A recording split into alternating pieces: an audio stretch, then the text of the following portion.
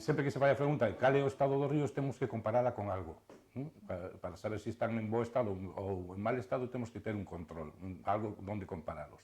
Se comparamos os nosos ríos co seu estado, co estado que tiñan que ter, se non houbera presións humanas sobre eles, alónxanse bastante dun bo estado ecolóxico, en xeral. Dito isto, hai que matizar. As cabeceiras dos ríos, regatos, as partes altas dos ríos, onde hai unha presión humana pequena ou polo menos os usos do solo son usos máis tradicionais ou digamos que máis compatibles co desenvolvemento das comunidades biolóxicas dos ríos, estes ríos en esas zonas altas están en bo estado de conservación, en xeral, e comparándoos, como digo, con a súa situación en ausencia de presións. A medida que baixamos nos ríos, vamos estas as partes medias e baixas dos ríos, como hai unha maior presión de poboación, porque a nosa poboación é moi dispersa e concéntrase sobre todo nas partes medias e baixas dos ríos, perto das costas, en zonas máis de chaira, máis que de montaña, entón os problemas empezan a reflectir claramente nos ecosistemas fluviais. Entón, en este caso, temos algúns puntos moi concretos, algúns casos moi rechamantes, onde os ríos galegos están en un moi mal estado de conservación, pero moi mal estado dende o punto de vista integral do seu funcionamento ecolóxico. Si valoramos o estado ecolóxico dos ríos galegos utilizando as ferramentas normativas ou que están na normativa, que se contemplan na Instrucción de Planificación Hidrolóxica, que trata de desenvolver a Directiva Marco de Auga, ou as ferramentas que máis ou menos de xeito simple se aplican como algúns índices bióticos ou algúns parámetros físico-químicos pequenos que se podan recoller, a idea que sacamos do estado dos ríos é falsa, porque aparecen os ríos en bo estado, incluso en moi bo estado, cando realmente teñen eivas importantes no seu funcionamento. Dende o punto de vista da hidrobioloxía, xa desde un punto de vista profesional ou desde un punto de vista científico, estudiamos o estado destes ecosistemas, os seus componentes e o funcionamento destes ecosistemas desde o punto de vista ecolóxico, vemos que hai moitas deficiencias no funcionamento, hai perda de biodiversidade, hai falta de determinados grupos funcionais, é dicir, que podemos observar alteracións que son alteracións sensibles e que se poden medir. Por lo tanto, o estado ecolóxico dos ríos galegos depende principalmente das presións ou dos usos do solo, das presións ás que están sometidas, e, sobre todo, a diagnose que se pode facer depende do tipo de ferramentas que utilizamos para deducir o estado de conservación, o estado de funcionamento. Tendo en conta que non temos un país industrializado, os principais impactos ou presións que temos nos nosos ríos fan referencia fundamentalmente á alteración do hábitat físico, á destrucción do hábitat, o bosque de ribeira, a existencia dun número ilimitado de pequenos azudes ou presas ou caneiros para rega ou para muiños, moitos deles xa fora de uso, pero que están dificultando a circulación da enerxía ou a circulación de organismos, tanto cara abaixo como cara arriba, dentro dos ríos, e, sobre todo, unha deficiencia importante que é a materia orgánica que entra nos nosos ríos, que chega aos nosos ríos, que ten diferente procedencia.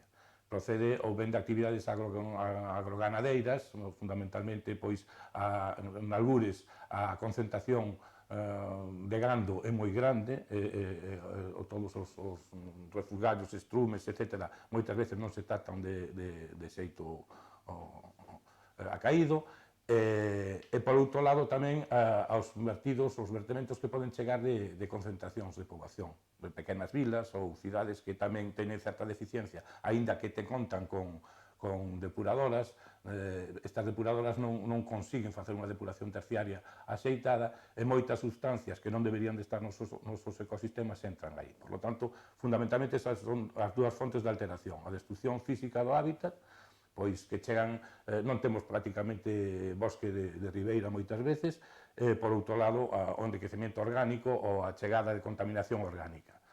Que esta contaminación orgánica é crónica xa, pero ten un efecto que durante o verán, cando os caudais son baixos e as temperaturas altas, simplemente os funcionamentos normais dos organismos, de descomposición, a fotosíntese que se produce nos ecosistemas, fan que determinados compostos derivados da materia orgánica podan transformarse en compostos tóxicos. Entón, ás veces, hai morte de peixes sen que exista realmente un vertido que sexa o responsable, sino que esa situación crónica de contaminación orgánica que se manifiesta como tóxica ou como peligrosa nun momento determinado, dependendo das circunstancias ou das condicións ambientais nese momento, non? Como pode ser no período de verán. E despois, gustaríame tamén sinalar outro aspecto importante que está a alterar de xeito significativo e cada vez máis gravemente os ríos e os regatos, que é a aparición de especies exóticas con carácter invasor. Cada vez son máis as especies exóticas que están aparecendo. Nos nosos traballos temos xa, Galicia xa é unha vía de entrada de especies exóticas, cando era o último recuncho onde chegaban procedente de outras zonas, ahora xa é vía de entrada, fundamentalmente a través do río Miño e a través do Ulla. Entón, estamos a comprobar que despois estas inzan por toda a rede hidrográfica. Estamos a comprobar que xa é un problema importante, un problema emerxente, pero que é un problema que xa emerxendo cunha gravidade importante. Por lo tanto, habería que considerarla tamén como unha das causas da alteración dos nosos ríos. E despois, en algures, pois de xeito moi concreto, pois temos, ao mellor, ás veces, accidentes de tipo tóxico, como hai que lembrarse da Brenta que houve aquí perto no río Umia, ou algúns lagares, ou determinados ríos que, por actividade industrial, pois poden, en algún momento, un accidente, entre comillas, poden provocar unha alteración grave de xeito inmediato que pode manterse no tempo, pode ter unha recuperación lenta.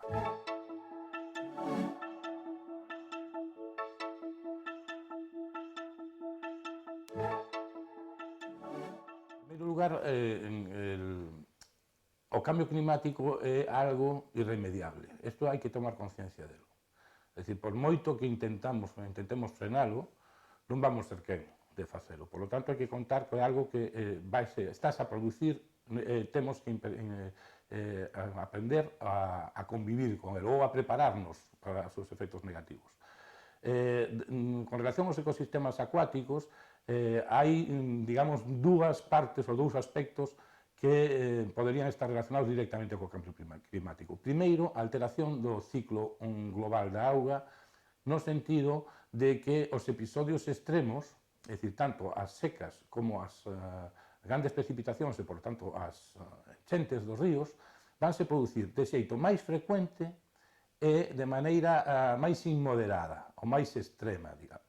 Por lo tanto, a xestión ten que contemplar este panorama. Non se pode facer obras hidráulicas ou non se pode estimar recursos ou cantidade de recursos sen ter en cuenta a súa variabilidade temporal por mor do cambio climático e a peligrosidade ou o risco que presupón a súa inmoderación ou, por lo tanto, os seus extremos, o seu funcionamento extremo. Eso por un lado. Por outro lado, a temperatura é o principal factor que controla as velocidades de reacción metabólicas ou que controla todos os aspectos, digamos que fisiolóxicos, dos organismos vivos.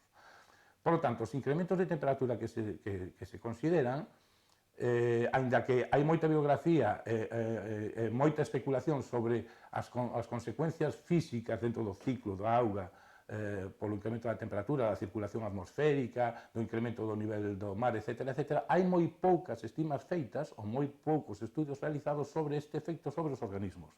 É a sustitución de especies ou o cambio da distribución xeográfica das especies.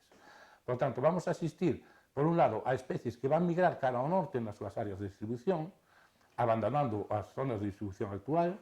Vamos a contemplar estas especies ao migrar van ser sustituídas por outras máis termófilas ou que están máis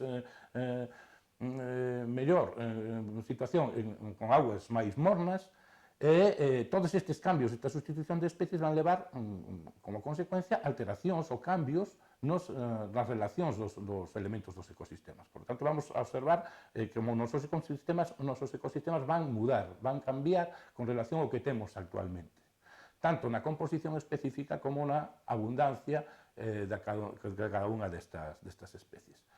Ben, tendo en consideración isto, o que hai é planificar, facer unha xestión pensando que vanse sen sustituir estes elementos dos ecosistemas. E, por lo tanto, os seus servizos ecosistémicos que están a prestar agora, hai que tener en conta que a natureza está nos a prestar uns servizos que podense ponderar dende o punto económico, podense avaliar, estes servizos son os que chamamos servizos ecosistémicos, estes servizos ecosistémicos van cambiar tamén en consonancia cas modificacións que acabamos de falar, consecuencia do cambio climático. E todo isto depende fundamentalmente, ou intervén fundamentalmente na xestión da auga, non?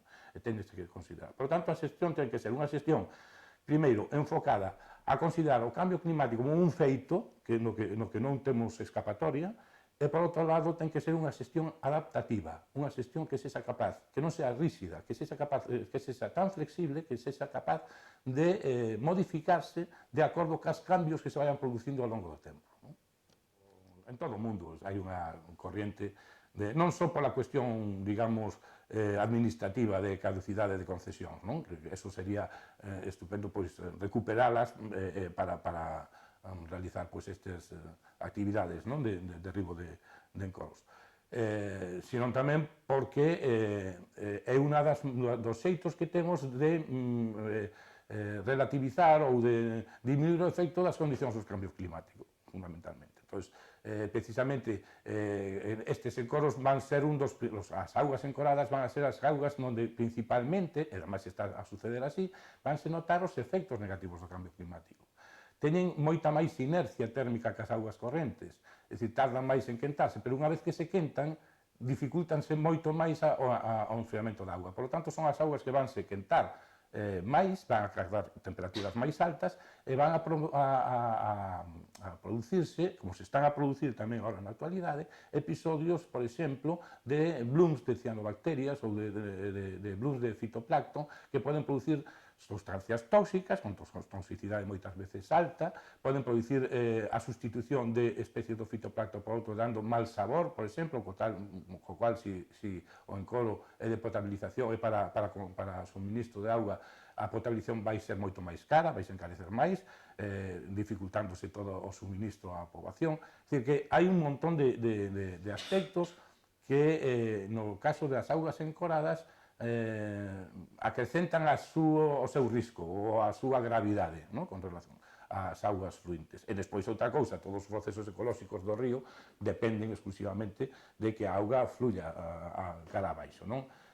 Por tanto, un encoro, eu digo sempre que é un dos actuacións que máis alteran os ecosistemas porque transforman un río completamente en algo que non é nin río nin lago, en algo novo. Por tanto, non é que se modifique máis ou menos, é que se transforma completamente. As relacións ecolóxicas son diferentes, a composicións das especies son diferentes, etc.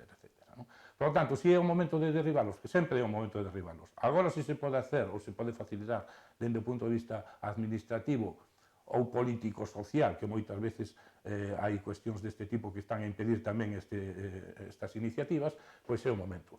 Que se requiere? Que falaremos, supoño, desto, saldrá ao longo da entrevista. Que se requiere? Se requiere concienciación por parte da sociedade, que demande isto, porque este tipo de políticas son reactivas. Nos países onde se están derribando presas, estáse facendo porque hai unha solicitude por parte da poboación.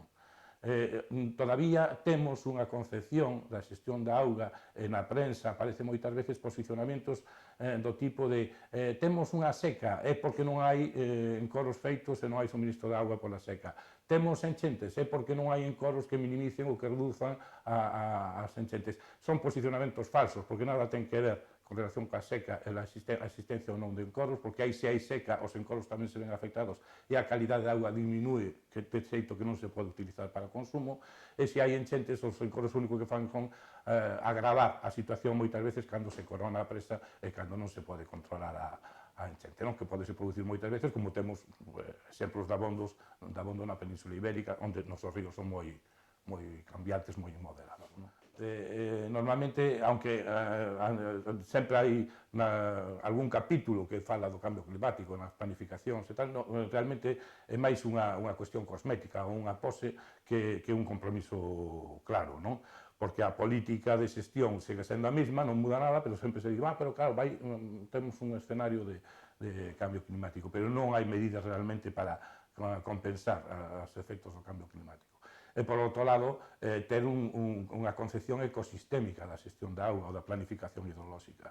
Seguimos considerando a auga como un recurso mineral, é dicir, como se fose unha rocha que se pode extraer e utilizar para distintos fins, cando o que é a auga é un ambiente onde se acubillan unhas comunidades biolóxicas que son, en última instancia, o recurso a mantener, o recurso a conservar e a protexer, non? A biodiversidade que albergan os ecosistemas acuáticos.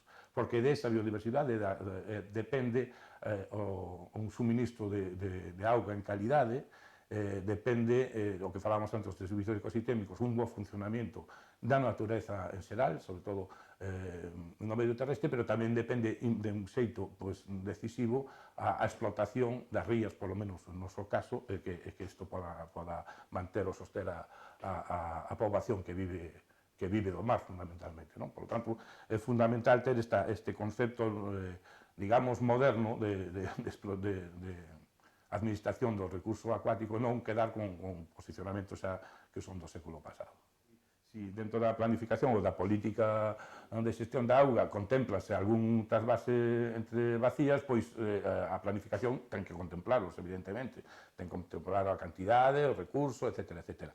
Ora, os trasvases, o mesmo xeito que falábamos antes dos encoros, os trasvases tamén son un aspecto de deterioro importante, unha presión moi importante desto que falábamos antes de alteración do ecosistema, do hábitat físico do ecosistema. Os trasvases non se trasvasa só auga, trasvásase auga, máis todo o componente biolóxico que está na auga. Cada caso tense que estudiar concienzudamente para ver que efectos pode pasar. Estamos trasvasando especies exóticas, o que falábamos antes, ou estamos trasvasando patóxenos para especies comerciais que teñen un interés económico importante, que van ca auga. Estamos trasvasando ás veces organismos que son produtores de toxinas, como as cianobacterias das que falábamos, que tamén se trasvasan do gasto. Por lo tanto, calquera trasvase ten que levar un estudio de verdad serio sobre os riscos que comporta este trasvase e os beneficios se o trasvase para rega ou para consumo, ver se compensan os riscos que estamos a correr cos beneficios que despois supostamente tiraríamos do trasvase. Non?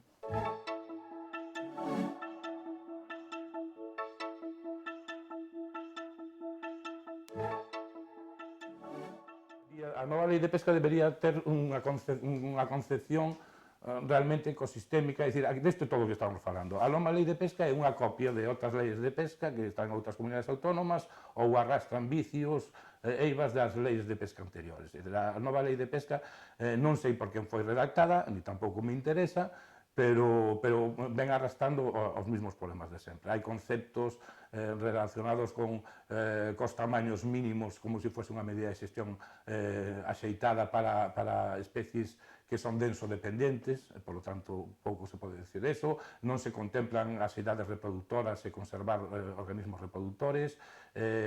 Parece que temos a panacea que se collemos unha troita ou un peixe e devolvémolo á auga, estamos facendo unha xestión maravillosa, cando non hai un fundamento detrás de todas este tipo de actividades, de canto a presión, a número de permisos, a presión de pescadores, etc. É dicir, hai un montón de aspectos das leyes de pesca que están completamente alonxados de posicionamentos biolóxicos reales e hidrobiolóxicos, de ciencia biolóxica. Por tanto, a nova lei de pesca necesita esta nova lei, a vella, a que veña ou calquera, necesita un filtro por parte de profesionais de hidrobioloxía que coñezan ben a dinámica de población dos peixes e coñezan tamén a actividade da pesca. Porque hai aspectos propios da pesca, como o tipo de cebos a utilizar, o tipo de técnicas de pesca que arrastran cuestións antiguas que nada teñen que ver coa realidade científica ou coa realidade biolóxica dos peces. Por tanto, normalmente o que se fai é encargarlle a supostos profesionais da redacción da lei, que normalmente son xuristas ou abogados, algún pois que teña unha titulación relacionada coa bioloxía das augas continentales, redactar esa lei. Estas persoas escóllense despois dun proceso de licitación, onde hai uns prezos, hai unha serie de condicións, de aspectos técnicos. Esa licitación a gaña unha empresa ou un conxunto de empresas que se unen para redactar isto. E despois, esta lei ponse a exposición pública, pretendendo que os cidadáns gratis et amore, é dicir, porque non tiña outra cousa que facer, pasaban por ali, vayan a modificar aos problemas que na redacción os supostos profesionais teñen na lei, non? Entón, que cidadáns se acercan ali? Aqueles que están interesados, nomeadamente pescadores que van a remar pois a súa sardiña non a brasa, e por outro lado os digamos que grupos naturalistas que tampouco teñen un coñecemento certo da propia actividade piscícola, o sea, de pesca, sino que o que están máis preocupados é por a conservación dos recursos. Pero profesionais que estean capacitados para facer unha lectura crítica e mellorar a lei non van concorrer porque son profesionais, e na súa palabra está, non traballan en eso para poder vivir. E, polo tanto, non hai unha contratación, nin hai unha exposición ou unha convocatoria pública de fondos para facer unha lectura crítica. Nin o fan quen tiña que facelo, que son os propios técnicos que están nos organismos oficiais, que son os que teñen o seu salario e son os que teñen a responsabilidade de facer unha lectura crítica e comprobar se efectivamente a quen se lle encargou o traballo e que se lle pagou o traballo fixe un bo traballo. Igual que cando nos queremos arreglar o tellado da casa, comprobamos que non haxa goteiras. Pois esta é a situación real. Aquí, en isto da pesca sin morte, hai dúas partes, dous aspectos. Primeiro, hai un posicionamento ético por parte de algunas persoas que non queren sacrificar un animal. Aí non vou entrar a discutir. Ese é un posicionamento ético, como que non quere comer carne, e iso é indiscutible. É unha posición que ten todo o dereito do mundo a persona a aceptala e a mantela, non? Por tanto, non discuto. Vamos discutir se a pesca sin morte efectivamente é un bo instrumento de xestión de pesca. Ben, se a pesca sin morte fose un bo instrumento de xestión de pesca, en todos os casos sería tanto como admitir que a principal causa de deterioro das poblacións de peixes é a presión de pesca.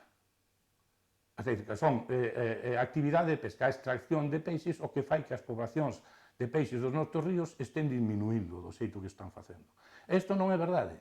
É dicir, os peixes, as poblacións de peixes dos nosos ríos están diminuindo por outras razóns que están relacionados máis directamente coas alteracións dos ecosistemas que falábamos antes, e non coa presión de pesca. É dicir, aínda que os pescadores deixasen de pescar en toda a Galiza directamente, non se collera ni un solo pez, as poblacións de peixes, dos salmónidos, por exemplo, irían para baixo, porque a causa principal do seu deterioro, a súa diminución, non é a presión de pesca.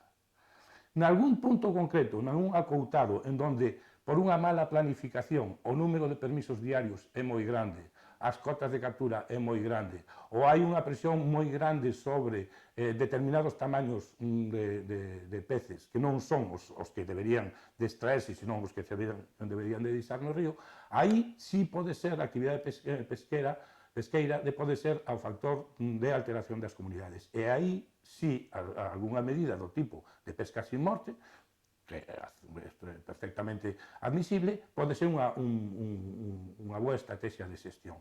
Pero non porque sexa a estrategia de xestión a panacea que soluciona todos os problemas. É dicir, antes de facer ninguna estrategia de xestión, hai que facer un diagnóstico, unha diagnose correcta de cal é a causa de disminución das poblacións de peixes.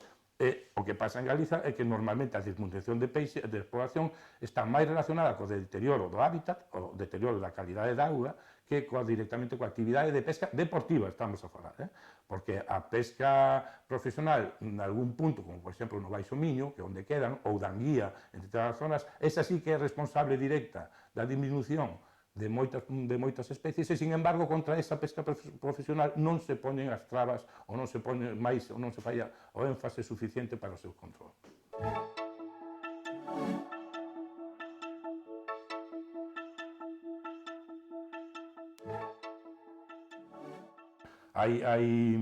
vamos a ver, dende que eu empecé a traballar en estos dos ríos, xa fai no Paleolítico, a xente aos ríos non iba ninguén, o sea, os ríos eran unha vía de botar basura, botabas unha bolsa, o mellor estabas traballando o río, que aí che unha bolsa con basura, ou atopabas unha ovella, ou un porco, ou o que fora, non? Eso mudou moitísimo, a xente xa non utiliza os ríos como vía de desfacerse da basura. E a xente empeza xa a concienciarse máis de que os ríos teñen un valor importante no noso patrimonio, non só patrimonio digamos, natural, sino tamén patrimonio cultural. Cada vez hai máis implicación en diferentes aspectos do folclore ou da cultura relacionados co río que se están a recuperar e que se está protexendo. Por lo tanto, a situación mudou absolutamente. O que pasa é que aínda se arrastran, o que falábamos antes, algún concepto non adecuadamente avaliado por la realidade científica, non? Entón, ás veces, pois, reclámase que aparezcan, por exemplo, se fala moito de que os ríos están sucios porque teñen maleza e moito de limpiar isto.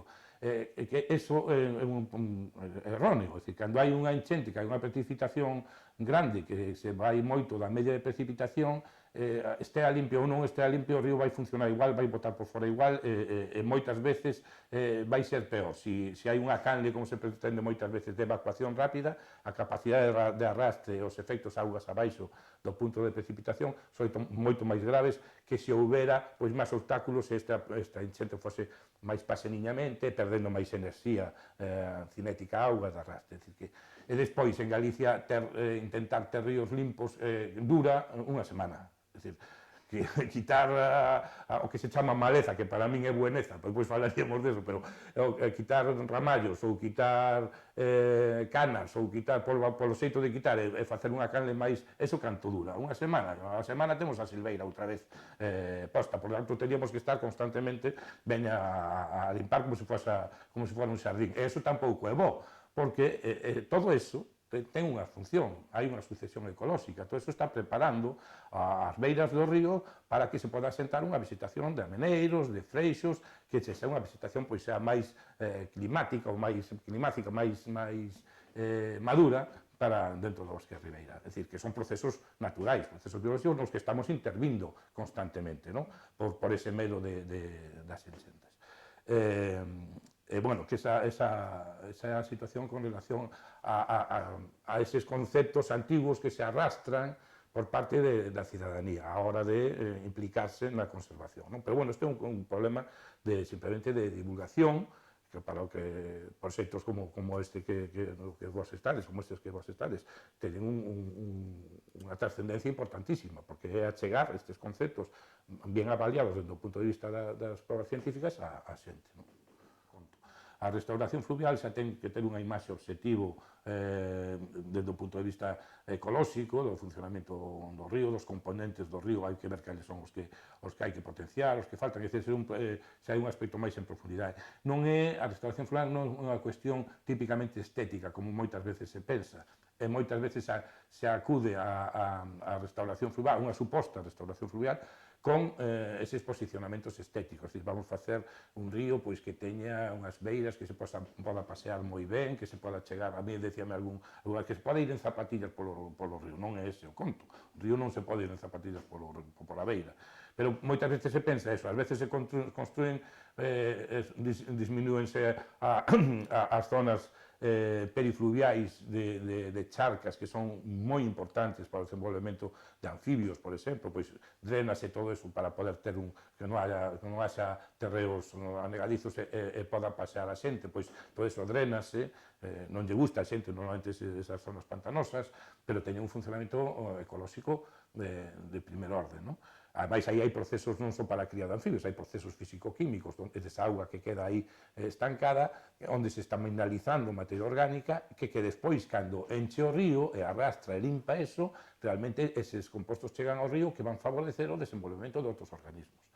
a materia orgánica, troncos, ramallos, todo isto que hai dentro, estou falando xa non da beira, sino dentro da propia auga. Eso tamén ten unha función importante, porque dan refuxio, suministran alimento para moitos organismos. Ao final o que se está falando é da integridade ecolóxica, é dicir, que non lle falte nada a un ecosistema. Isto é como se fora un coche. Un coche podemos ter todas as piezas, pero se temos 5 carburadores e non temos rodas, para que queremos o coche? Por moitos carburadores, con un chegaba.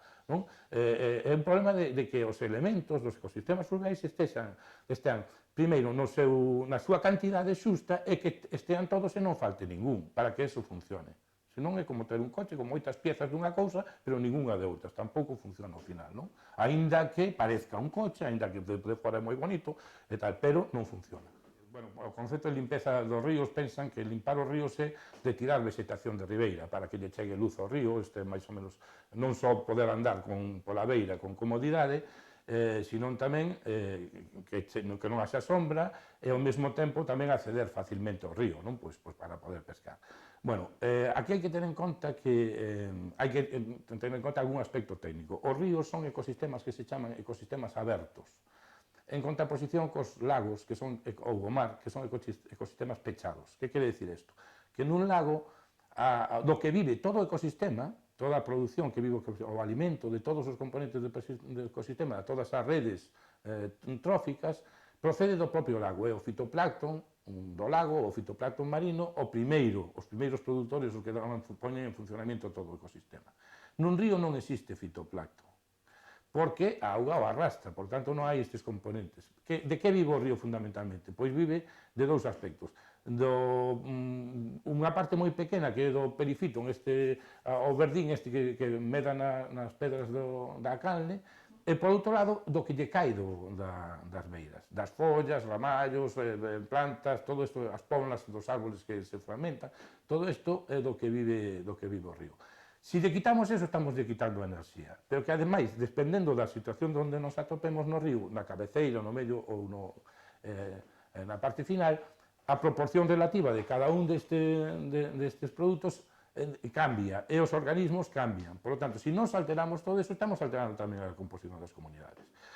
Que quere iso decir? Que estamos seleccionando o tipo de alimento que está a disposición dos peixes. Entón, se hai demasiada insolación, se eleva a temperatura de auga, hai demasiado crecemento porque chega a luz ata o fondo, dese verdín que falábamos das pedras, ese verdín despois ten que morre e despois empodrece. Entón está tamén entullando moitas zonas de reproducción de peixes. Aínda que a nos pareza, porque os vemos, nos parezca que hai máis peixes nesas zonas, é falso. Se fai unha mostraxe onde hai máis peixes en zonas que están máis sombrías, que teñen máis obstáculos, que teñen máis refuxio, porque están agachados. Non os vemos porque están agachados. En esas condicións vense entón unha falsa apreciación do que está a suceder.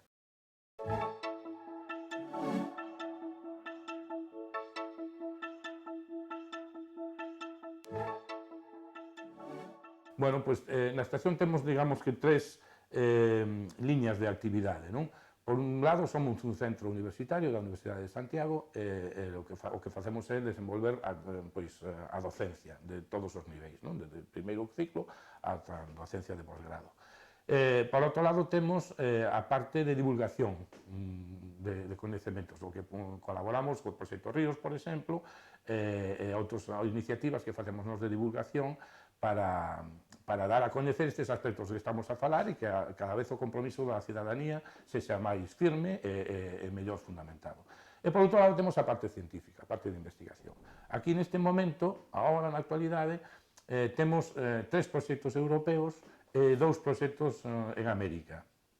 Pero as nosas liñas de investigación abarcan todos os componentes do ecosistema, dende o fitoplancton que falábamos antes, pasando polos macroinvertebrados, ata os peixes. Todos os componentes temos teses de doutoramento xa rematadas ou en vías de ser rematadas, en funcionamento, relacionadas con todos estes aspectos. De proxectos temos, como decía, 3 europeos.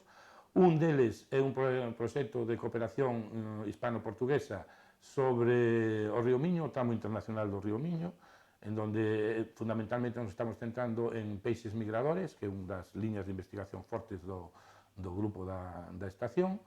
pois precisamente falando destas cousas, de derribar obstáculos, de ver a permeabilización do río, ver tamén as consecuencias, porque moitas veces as boas intencións teñen a súa consecuencia perversa, que hai que ter sempre en consideración. Entón, aí estamos evaluando tamén, cando se tiran obstáculos, pequenos obstáculos, se permeabilizan, primeiro, que beneficios temos para as especies autóctonas propias dos nosos ríos, pero tamén se estamos favorecendo a dispersión de especies exóticas, porque ás veces as autóctonas tamén se moven e se desplazan e poden chegar a lugares onde non estaban. Estamos valorando todos estes aspectos positivos e negativos da xestión da permeabilización.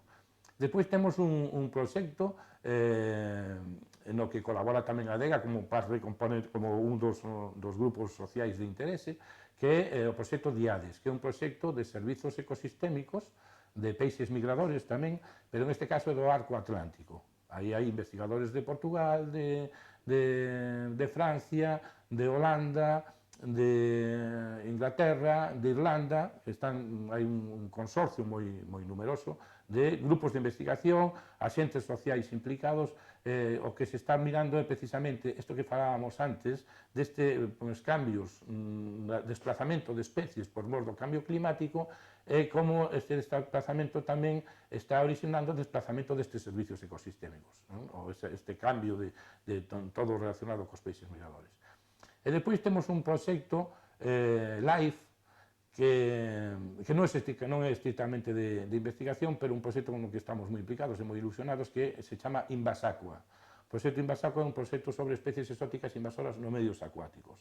É a nivel ibérico, con grupos de Portugal, grupos de España, de distintos sitios, de Universidade de Murcia, Universidade de Navarra, o Museo de Ciencias Naturais, a Xencia F tamén está para dar publicidade, ter o apoio de divulgación. E aquí o que estamos facendo son listas vermellas e listas negras de especies, estamos valorando a invasibilidade e o risco de determinadas especies acuáticas, estamos